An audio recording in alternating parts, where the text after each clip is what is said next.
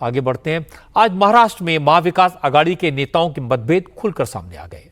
बदलापुर में बच्चों के साथ हुई घिनौनी हरकत के खिलाफ महाविकास आघाड़ी ने कल महाराष्ट्र बंद की कॉल दी थी, लेकिन आज बॉम्बे हाईकोर्ट ने बंद की कॉल को पूरी तरह से गैर कानूनी बता दिया।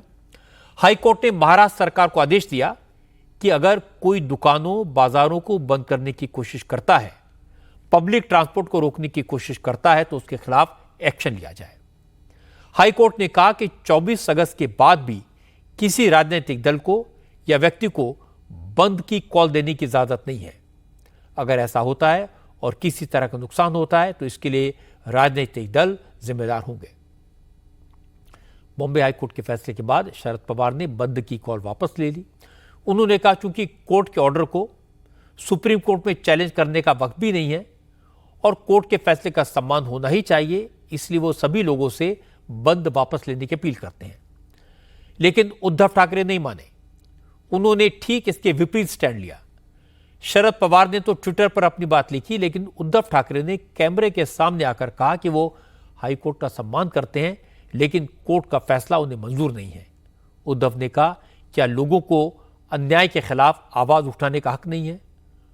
वो कल खुद शिवसेना भवन के सामने मुंह पर काली पट्टी बांधकर बैठेंगे। माननीय उच्च न्यायालय ने हमें कोर्ट का फैसला मंजूर नहीं, लेकिन हम कोर्ट का आदर करते हैं। क्या लोगों को अपनी भावनाएं व्यक्त करने का अधिकार नहीं है?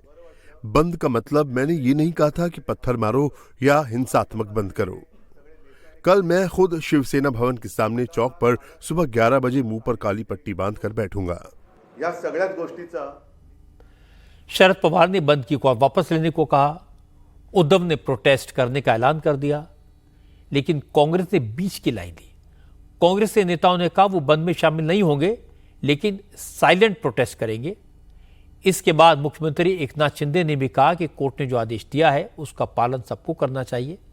सरकार कोर्ट के आदेश पर अमल करेगी और जो बंद करेगा उसके खिलाफ एक्शन होगा। Deputy chief minister Devendra Fadnavis ने कहा कि कोर्ट का आदेश सबसे ऊपर है, सबको अदालत का आदेश मानना पड़ेगा।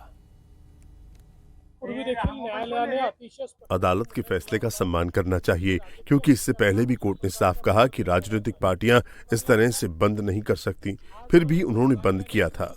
आज हाईकोर्ट के आदेश के बाद उन्होंने बंद का फैसला वापस लिया, तो ये उचित निर्णय है, क्योंकि अदालत का सम्मान सबसे महत्वपूर्ण है।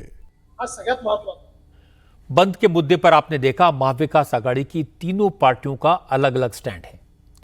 इसके अलावा मुख्यमंत्री का चेहरा कौन होगा, आज इस सवाल पर भी शरद पवार ने उद्धव ठाकरे को दो टूक जवाब दे दिया। असल में उद्धव ठाकरे रोज रोज कह रहे हैं कि चुनाव किसकी लीडरशिप में लड़ा जाएगा, इसका फैसला चुनाव से पहले हो जाना चाहिए।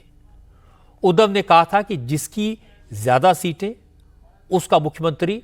अगर यह फॉर्मूला लागू हुआ तो इससे आपस में ही कंपटीशन शुरू हो जाएगा, इसलिए पहले मुख्यमंत्री का चेहरा तय करना ही पड़ेगा। इस पर शरद पवार और कांग्रेस दोनों ने उद्धव को साफ साफ जवाब दे दिया।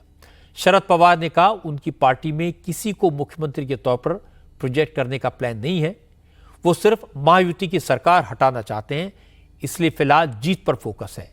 मुख्यमंत्री कौन होगा इस पर बाद में बात होगी। मैं अपनी ओर से कह सकता हूं कि मेरी पार्टी में किसी को भी मुख्यमंत्री बनने में रुचि नहीं है।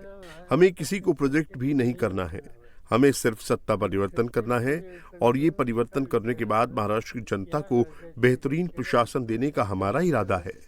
इसलिए कौन मुख्यमंत्री बने ये हमारे लिए कोई मसला ही नहीं है, और मैं मुख्यमंत्री बनूं ये तो सवाल ही नहीं उठता। इसलिए इस मुद्दे पर चर्चा करने की बजाय लोगों को अच्छा विकल्प देने पर हमें ध्यान केंद्रित करना चाहिए। इसके बाद महाराष्ट्र कांग्रेस के अध्यक्ष नाना पटोले ने कहा महाविकास आघाड़ी को फिलहाल मुख्यमंत्री के चेहरे के चक्कर में नहीं पड़ना चाहिए। अभी तो सबसे बड़ा काम है एकनाथ शिंदे की सरकार को हटाना, उसके बाद मुख्यमंत्री का फैसला भी कर लिया जाएगा। हमारी कांग्रेस एक खुली किताब है। हमने पहले भी महाविकास आघाड़ी की बैठक में कहा कि महाविकास आघाड़ी के नाम पर ही हम चुनाव लड़ेंगे।